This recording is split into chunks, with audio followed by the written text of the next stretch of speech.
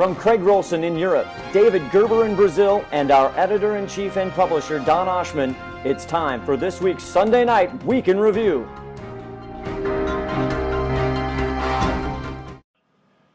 Good evening, good morning. It's time once again for Don Oshman and the U.S. Week in Review Hidenet Market Report. It's Sunday night, November 29th, and we'll start right off with our report from David Holz, our editor in Nuevo Hamburgo, Latin America. And the biggest thing in Latin America this week, aside from David Holz living there, was that the IULTCS conference put on by CIBC and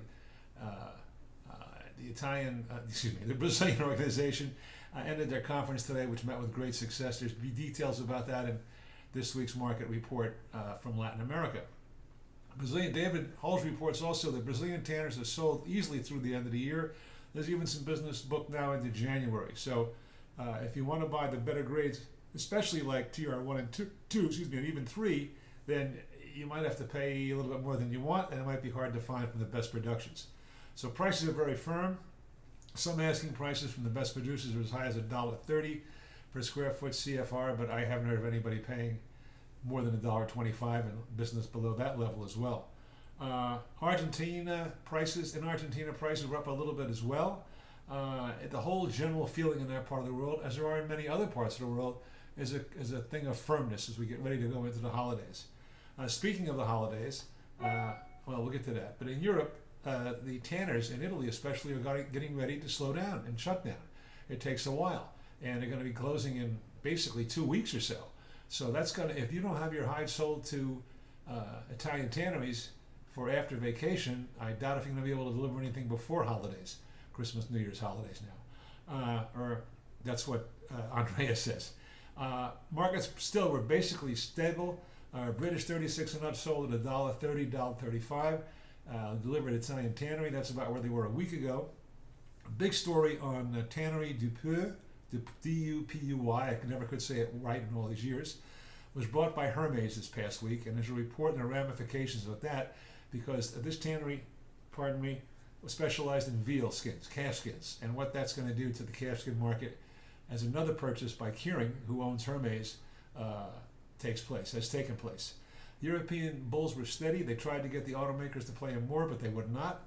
So that market is stable as well. The only thing that's under more pressure now is the lamb and sheep markets because of the Russian plane being shot down by the Turks, and that's their biggest market for sheep on lambskins. That certainly didn't help matters any. There'll be sanctions. The Russians are putting sanctions on Turkey, and another political turmoil mess going on in that part of the world, as you can know if you pick up a newspaper. North America this week, speaking of holidays, there was a national holiday on Thursday. Most offices were closed Friday. So really the trading days were Monday, Tuesday, and a little bit on Wednesday. And prices were up $1 to $2 and even more on branded steers and heavy Texas steers, the two most prodigious selections produced in the United States.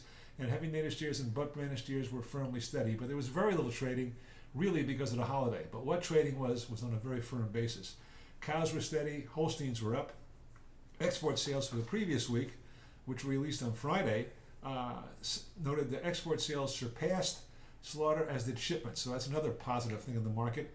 And packers seem very well forward sold. We have a very, very interesting statistic from Xiamen in China, showing that, and also from the Chinese government, says that the first 10 months Chinese imports from the U.S. and other major destinations were down, but it goes into detail. It shows what country bought what, etc., etc. And if you get this magazine from Leather International, this month's edition, or the October edition, you see that?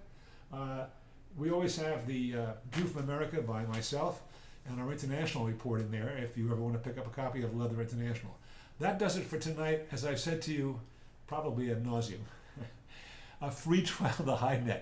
What can you lose? All you can do is make money like the other many tanners and buyers and traders and dealers and manufacturers around the world in over 60 countries, 70 countries now, subscribe to Hidenet. But you can see for free what they see by a free trial.